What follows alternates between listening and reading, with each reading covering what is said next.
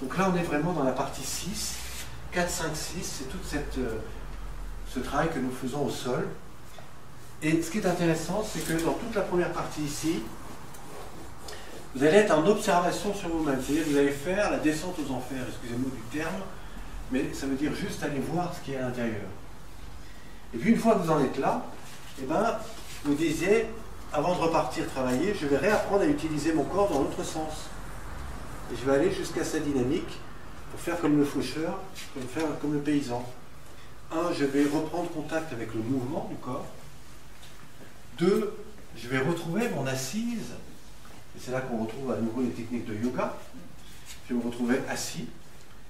Je vais travailler sur à nouveau ce remise en mouvement du corps qui va régénérer les liens entre bas du dos lombaire, colonne vertébrale, qui aura directement une répercussion au niveau cage thoracique poumon, qui va donc oxygéner complètement le cerveau, donc réalimenter en énergie mon cerveau. Je vais donc pouvoir être juste au bon moment pour réapprendre à étirer ma colonne et à la reposer. Et là, selon plusieurs respirations, et non moins 3, vous allez apprendre à relâcher comme un accordéon.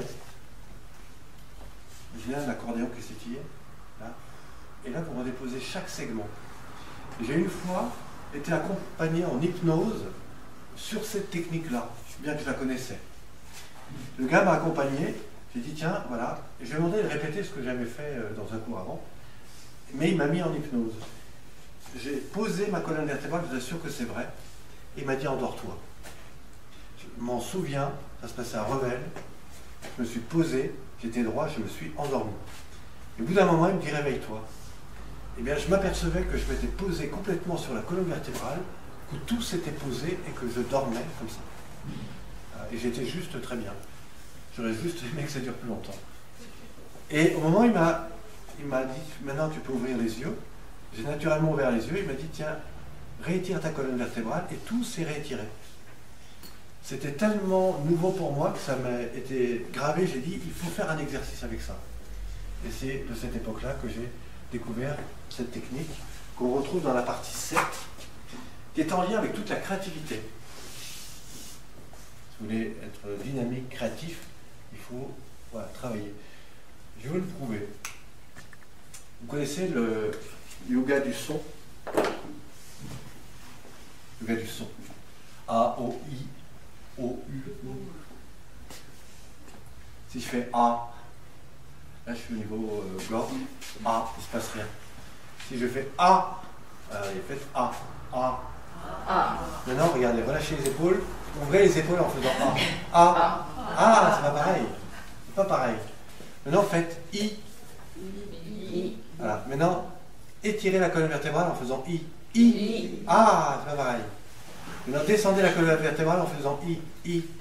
Ah, c'est pas pareil. Maintenant, I. Vous savez, I. C'est pas pareil. Hein. I. Quand j'étais dans les arts martiaux, j'avais un grand maître qui me disait, de la posture assise, en faisant I, tu dois te retrouver debout. I. Hein? Comment? L'expression droit comme un I. Droit comme un I, exactement. Les techniques de chant vocal, c'est ça. Et c'est exactement ça, on le retrouve d'ailleurs dans le chant. Donc I, donc, si vous êtes en baisse d'énergie, I, non c'est pas bon, I, A, I, vous redressez. Donc ça c'est des techniques qu'on retrouve également dans la partie 7, qui sont évidemment le yoga du son, etc. Il y en a plein d'autres. La partie 8, il faut savoir que dans la partie 7, quand vous apprenez à relaxer votre colonne vertébrale, ça vous permet juste de vous recentrer. Et qu'à un moment donné, si vous avez besoin de vous recentrer, vous posez. Simplement, à ce moment-là, c'est ce qui va éveiller votre capacité à vous mettre en méditation. J'ai accompagné des personnes qui étaient anti-yoga. Je vous garantis, c'était des femmes, ils avaient tous entre 50 et 60 ans, c'était des clous, des femmes toniques. Le yoga, ce n'était pas possible. Et en fait, petit à petit, je les ai amenés dans ce travail-là. Je me rappelle, on faisait ça à Coran, sur une belle terrasse. Et à la fin, c'était le mercredi matin, je les mettais en méditation, j'étais sur une terrasse, j'ai une trop belle vue. Et je mettais un fond musical. Et là, je les laissais pendant 2-3 minutes. On aurait dit des moines, femmes, étaient là, posés, avec un sourire jusqu'aux oreilles, mais pas du tout agités, complètement posés. Pourquoi? Parce que je les avais amenés à cette... J'avais amené le corps dans cette disponibilité-là. Et en fait, ce qu'elle me disait, mais jamais j'aurais pu faire ça avant. Je sais pourquoi? Parce qu'avant, je partais en agitation. Tout simplement parce que si vous êtes bloqué dans le bas du dos, il y a une tension qui remonte là et qui fait que vous êtes dans de l'activité cérébrale. Donc quand vous êtes dans de l'agitation, quand vous êtes un peu en colère, quand les choses ne se passent pas bien, c'est pour ça qu'on vous dit respirer. Voilà. Simplement, il faut vous faire redescendre l'énergie. Pourquoi? Parce qu'elle monte, elle se collectionne et puis elle passe en état de stress et elle finit ici. Et puis enfin, la partie 9. Alors la partie 8, c'est comment se sortir d'un état de méditation. La première chose que je fais, c'est I. I, je reprends contact avec mon énergie et du coup, je vais reprendre contact avec les mouvements extracorporels. C'est-à-dire que je ne vais pas me réveiller d'un coup, ça y est, je pars, je me relève, je vais m'étirer, d'où les techniques de stretching, extension, relaxation, d'où les techniques de pratique de gymnastique volontaire qui sont, voilà, simplement là, on étire le corps, on se fait du bien. Et ça nous rapprend à, on trouve ça également dans le yoga dynamique. Et enfin, on arrive à la partie 9. Alors la partie 9, vous êtes debout. Et là, on pourrait dire, tout va bien, je peux aller travailler. Simplement, si vous venez de faire un cours de relaxation, vous êtes un petit peu endormi parce que ça a mobilisé des choses en vous, etc. Donc c'est là qu'on va travailler sur deux étapes qui sont souvent oubliées et qui ne sont pratiquement pas développées en France. En tout cas, très peu. C'est toute la partie 9 qui est à la fois la coordination du corps et du mouvement et tout ce qui va toucher à la redynamisation du corps. C'est là qu'interviennent les techniques de Tai Chi, de Qigong. Alors je fais ça, mais je préfère le faucheur, je préfère le paysan, qui est dans une coordination parfaite du corps, du mouvement, par des mouvements de Tai Chi, de ce que vous voulez, et qui en même temps vont participer à cette redynamisation du corps, c'est-à-dire à ce qui va vous mettre en énergie. J'utilise des techniques qui se font d'ailleurs avec le son, qui se font lent ou rapidement, et qui fait qu'à la fin, vous êtes calme, détendu, mais très tonique. Je vous dis bien très tonique. Pourquoi? Parce que, vous avez, au cours de l'ensemble des exercices, respiré, donc vous avez réoxygéné votre corps à tous les niveaux, vous êtes libéré des tensions, et vous partez, vous êtes léger, mais très tonique. En faisant l'ensemble de ces techniques-là,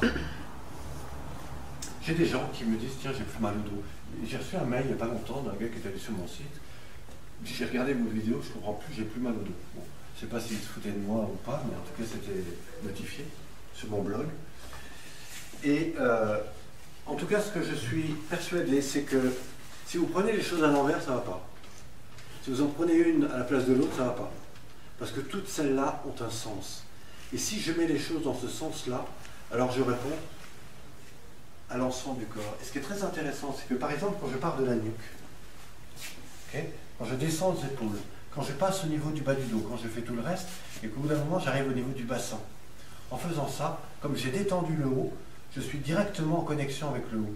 Voyez, et c'est que peu importe, plus vous avancez, plus vous rentrez dans la profondeur, même quand on arrive dans le fond du corps, du dos, de la colonne vertébrale, eh bien, plus tout ça se répercute sur ce qui a été mobilisé auparavant. Et du coup, là, je vais pouvoir réapprendre, réutiliser mon corps, et à la fin, je suis une autre personne, en tout cas, pas en termes d'identité, mais en état de ressenti physique, énergétique. Vous êtes vraiment dans un autre état. Voilà. Alors, comment faire mal au dos? C'est comment, finalement, se dire, tiens, quelles sont les zones que je prends en compte et celles que je ne prends pas en compte? Peut-être qu'il n'y a pas besoin de faire tout. Mais y a-t-il peut-être là-dedans, quelque chose où, tiens, est-ce que je prends le temps de me recentrer? Est-ce que je me ressente mentalement, physiquement? Est-ce que je prends contact avec mon corps? Comment j'en suis dans ma respiration thoracique, etc. Le 4, c'est tout ce qui touche un peu plus l'interne. Bon, c'est pareil. Est-ce que je sais me relaxer? Est-ce que je sais reprendre contact avec mon corps et me libérer des contraintes qui m'animent et qui font que je suis souvent en tension, en raideur? Voilà. Encore une fois, vous n'êtes pas obligé de tout faire. Mais si vous mettez vraiment tout ça en pratique, je doute qu'il y ait des choses qui existent dans ce monde qui ne soient pas dans ce tableau. Conclusion, ça m'amène à vous dire que, à travers la technique de relaxation biodynamique, qui est une méthode que j'ai mise en place, non seulement elle peut répondre à des points essentiels, mais si vous la mettez dans sa totalité en pratique, eh bien, vous éveillerez plus attention à vous-même, vous serez dans un meilleur équilibre, vous aurez donc une maîtrise de vous différente, vous saurez plus facilement à quel moment vous êtes plutôt dans « je suis moins bien » ou « je suis plus bien ». Votre corps commencera à vous dire « tiens, là il y a un truc qui ne va pas, qu'est-ce que je peux faire maintenant ?» Voilà. Il n'y a pas de secret, hein, il n'y a que du travail. Puis peut-être que demain vous direz bah, « tiens, si je passais le balai autrement », bon pas que le balai vous fasse mal au dos, mais ça peut être aussi un entraînement à l'activité. Je n'ai pas le temps d'aller à la gym, je vais faire passer le balai. Hein? Toutes ces techniques, elles sont valables et efficaces aussi en cas de s'il y a eu un traumatisme. Parce qu'en fait, d'après ce que je comprends, c'est parce qu'on est stressé, il y a des blocages. C'est bien ça. Il y aurait des répercussions au niveau du corps. Oui. Alors moi, je vois. À part si on est vraiment mal foutu à l'intérieur, je vois pas autre chose que si on n'est pas bien dans le corps, c'est que psychiquement ça va pas. À mon avis, il y a un moment. Voilà. Donc, est-ce que s'il y a eu un traumatisme, pour les gens qui n'ont subi aucun traumatisme, bon, psychiquement, des périodes où ça va pas, mais quelqu'un qui a eu soit un traumatisme, soit qu'il y a de l'arthrose par exemple, alors est-ce que cette technique va l'aider parce que... Alors là où elle va l'aider, c'est que ça ne va pas enlever l'arthrose qui est soulager, mais ça va soulager. Oui, ça va soulager. Des personnes qui... Moi, je vais me raconter le gars un monsieur vient me voir, il avait 60 ans.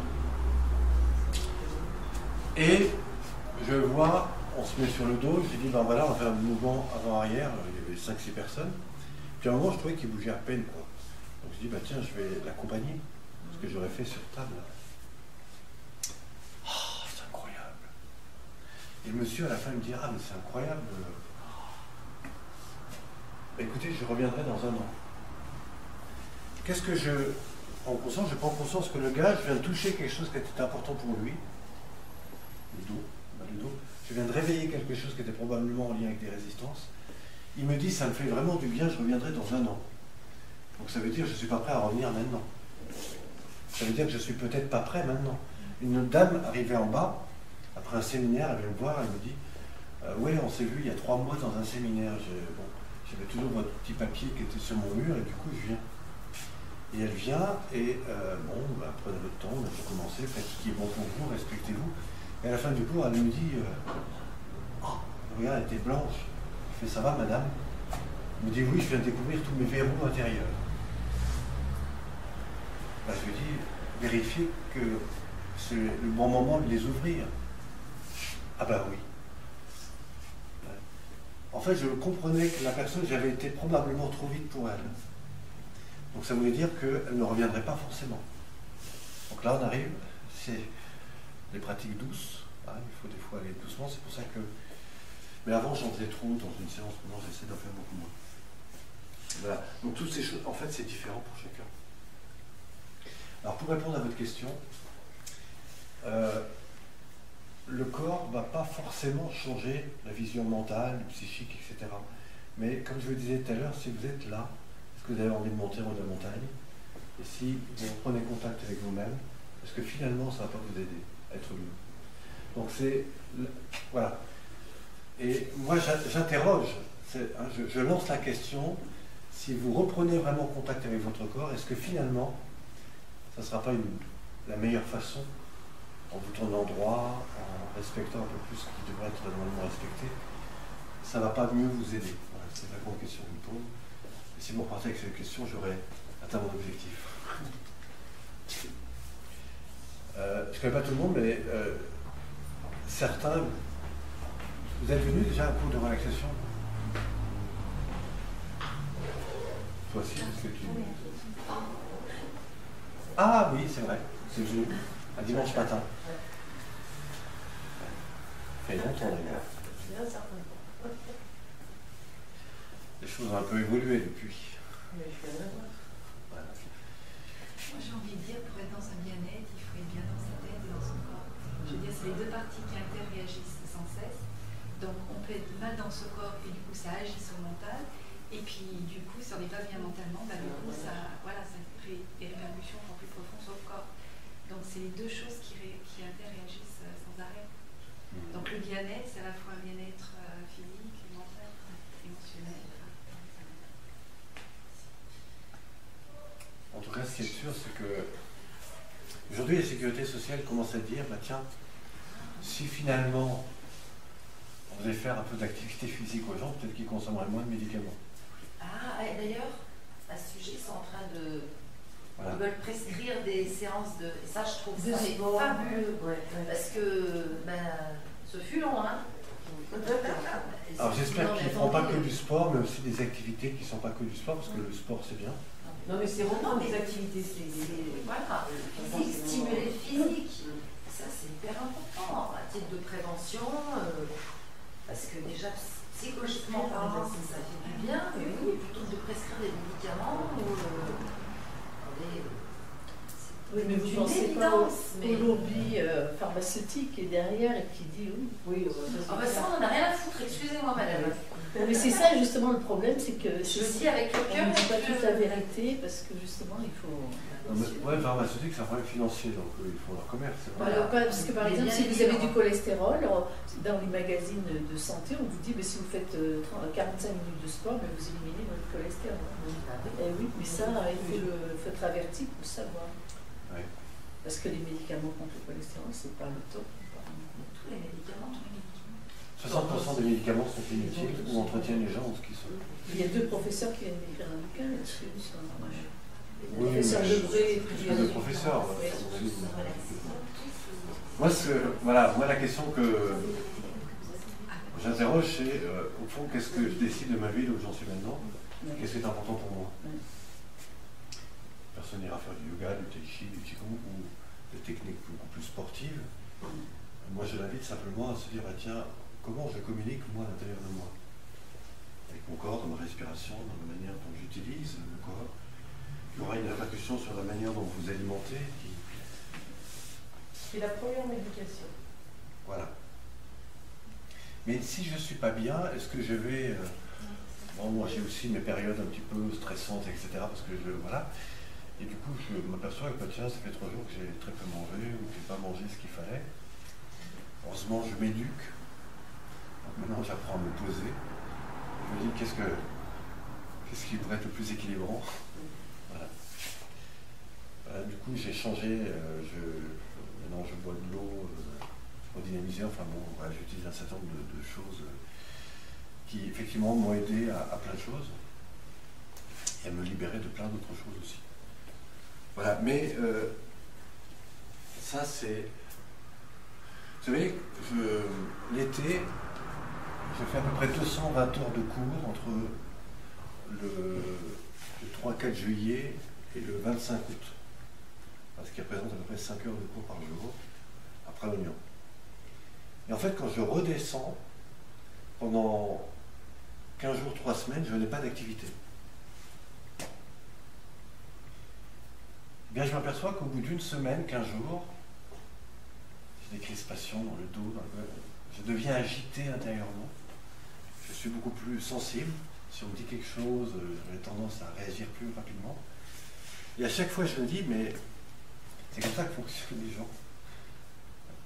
Et je vous assure que le fait de pratiquer la relaxation, de pratiquer régulièrement quelque chose, voilà. Alors si vous avez un jour l'occasion de venir à lundi, ici, dans la salle qui est en dessous, on est à 12h30, non pas simplement faire le cours, mais pour voir comment on repart après. Eh bien, ce qui est intéressant, c'est de voir comment vous arrivez, mais surtout comment vous repartez. En général, vous êtes beaucoup plus dynamique, beaucoup plus... Donc vous venez tous les lundis, c'est comme ça que ça se passe quand vous venez? Alors si ça vous intéresse, j'allais vous dire au début de la séance que j'avais un cadeau pour vous. Bien, le cadeau, c'est que en venant ici ce soir, vous pouvez aussi venir à une séance gratuite que je fais ici le lundi, de 12h30 à 13h15, ou à d'autres endroits. Alors je fais aussi un cours le soir, mais comme il y a très peu de monde en ce moment, alors vous avez 2 documents que vous pouvez découvrir.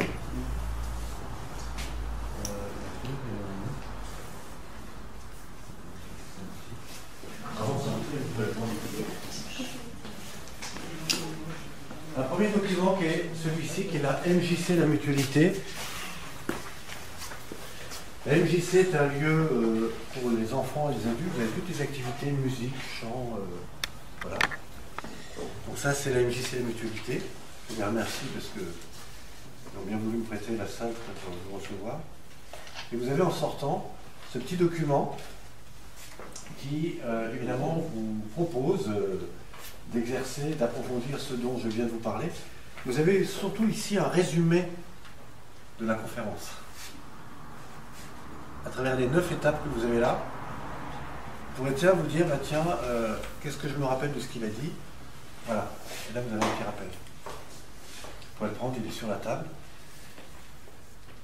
Et donc, ceci peut vous permettre 2 choses. La première, c'est que en allant ici, vous avez en bas un blog qui s'appelle lesnouvellespositives.com. En vous inscrivant sur ce blog, vous pouvez laisser votre prénom, votre mail. Je vous assure qu'il ne sera pas donné à d'autres réseaux parce que c'est une boîte qui gère ça, je n'ai même pas l'accès. En allant sur ce truc, vous commencerez par recevoir 6 vidéos qui ont été tournées cet été après l'Union Lavalloise, qui sont les petites techniques de base pour éviter le mal de dos. Vous aurez la possibilité de recevoir gratuitement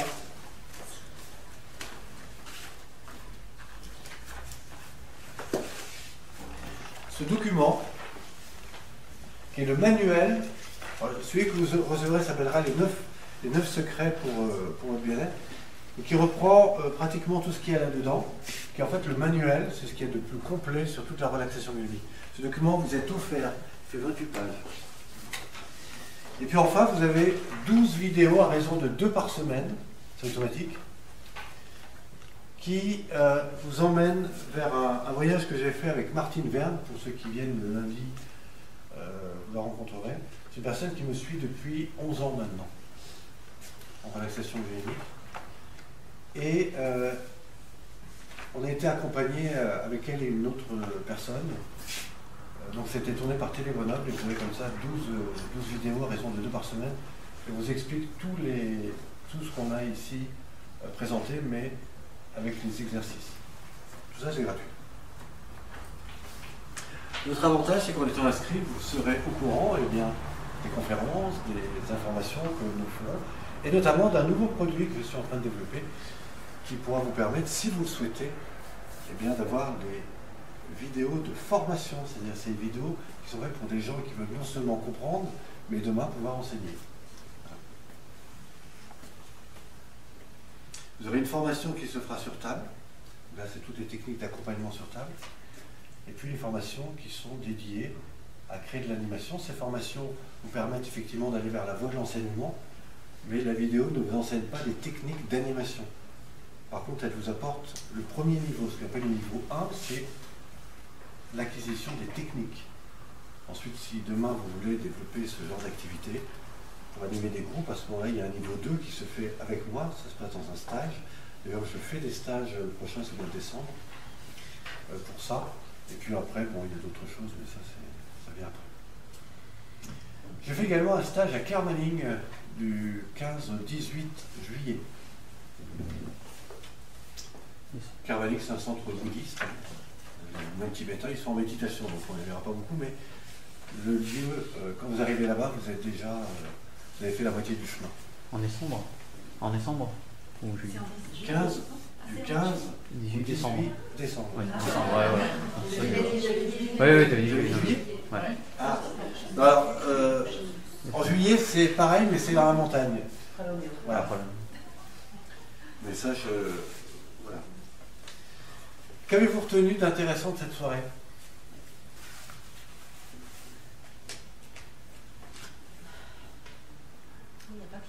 respiration, il y a beaucoup de mécanismes en fait à travailler. Déjà qu'il faut s'offrir le temps. Oui. Déjà un peu.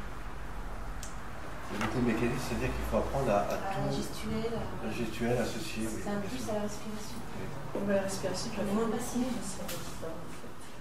La respiration, je fais très souvent, mais ça m'aide pas. Alors moi, je parle de la respiration associée au mouvement. Oui, mais justement, c'est parce que comme elle n'est pas associée à du mouvement, ça m'aide pas du tout. Si par exemple, vous faites, ça va, si vous faites, inspirez en ramenant les épaules vers l'avant, vous verrez, ça va pas du tout. Vous savez qu'il y a des gens qui respirent à l'envers. Oui. Ça crée des ballonnements, ça crée des scolioses, ça crée tout un tas d'autres problèmes. Comment ça, respirer à l'envers? C'est-à-dire qu'en inspirant, il gonfle le ventre. Non, en soufflant, il gonfle le ventre. Et en inspirant, il le rentre. Ils se sont déformés comment Tout petit? Ah bah, je sais pas les causes, il faut que je demande, je sais pas, un psychologue ou quelqu'un qui sait faire ça. Pourquoi l'enfant commence à respirer à l'envers? Je crois que je passe pas à l'envers, justement, je vais poser la question. C'est comment à l'envers? Je pense que c'est pas en permanence, ça, parce que moi ça m'arrive, donc je le sais. J'en fais même de temps pas quand je le fais. Et qu'est-ce qui fait, quand tu vis ça, quel est le constat que tu fais? Moi c'est souvent du stress ou des moments comme ça où je vais pas forcément bien, parce que je le sens que je respire à l'envers. Alors que je pense que tous les enfants, ils ont le côté plutôt naturellement, un gamin et les enfants ils respirent normalement. Tout comme quand on se baisse, un môme qui se baisse, il se baisse avec tout le temps, tu sais, cette image des genoux pliés. Alors que souvent les gens se baissent pour ramasser quelque chose, un môme il va plier ses genoux. Les enfants ils respirent normalement en général. Et c'est d'autres choses de la vie qui font que les perturbations, les soucis, enfin, tout ce que tout le monde connaît. Là. Moi je me surprends à respirer à l'envers parfois. Dans le sport aussi, les arts martiaux, souvent on a inversé. Mais moi je vois même, par exemple l'été, j'accompagne des gens, je fais des conférences sur la marche en montagne avec la respiration. Les gens n'ont pas une respiration coordonnée en montagne, donc ils ont des points de côté, ils s'essoufflent. Voilà. Vous savez qu'en marchant en montagne, vous pouvez vous détendre, pendant la marche, là c'est le contraire. Je pense que c'est vraiment des moments, quand on respire à l'envers comme ça, c'est des moments particuliers où on n'est pas dans notre état plus, enfin, si je peux dire normal, parce que moi j'ai fait quand même beaucoup de sport et je savais respirer correctement. J'avais même le troisième souffle, tu sais, quand tu sens plus et que tu peux courir. Donc je sais que je sais respirer normalement.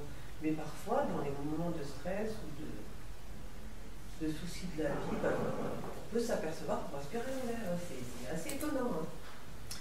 Enfin, ce que tu dis, c'est que tu as, toi, l'impression par moment, effectivement, que ça génère un retournement de la situation. Ah oui, je me suis surprise à respirer à l'envers, parce que je connais très bien les techniques, parce qu'il y a la façon normale de respirer, quoi. Et franchement, parfois, je respire à l'envers, c'est vrai. Mais peut-être qu'il y en a qui ne s'en rendent pas compte non plus. Voilà un peu ce que je voulais vous apporter ce soir. Ça va, ça vous a intéressé? Vous avez appris quelque chose? Parce que c'est ça qui m'intéressait. Est-ce que vous repartez avec des questions nouvelles? Je pense qu'il faut assister à un cours au moins une fois pour comprendre, parce que toute la partie bleue, là, elle va échapper. Mais après, bon, une fois qu'on sait un peu le faire, ça prend combien de temps pour faire le tout, quoi? Le temps qui vous estimez important pour vous. Ouais. Non, mais on ne peut pas faire ça en bâtlant, quoi. Moi, j'ai fait ça en 3 quarts d'heure, 1 heure. Ah oui, voilà, il faudrait presque avoir 3 quarts d'heure, 1 heure tous les jours pour si vous le faites 2 fois par semaine,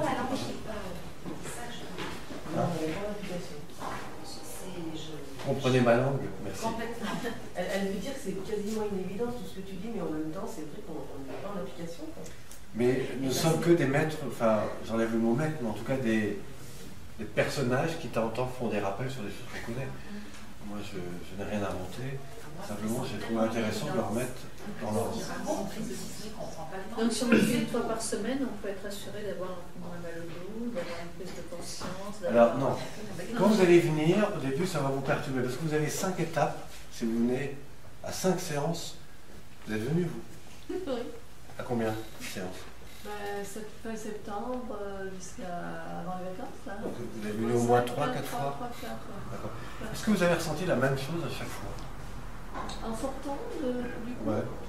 Dans la manière dont vous Non, vivez. je suis de mieux en mieux. De mieux en mieux. Ah oui. Oui.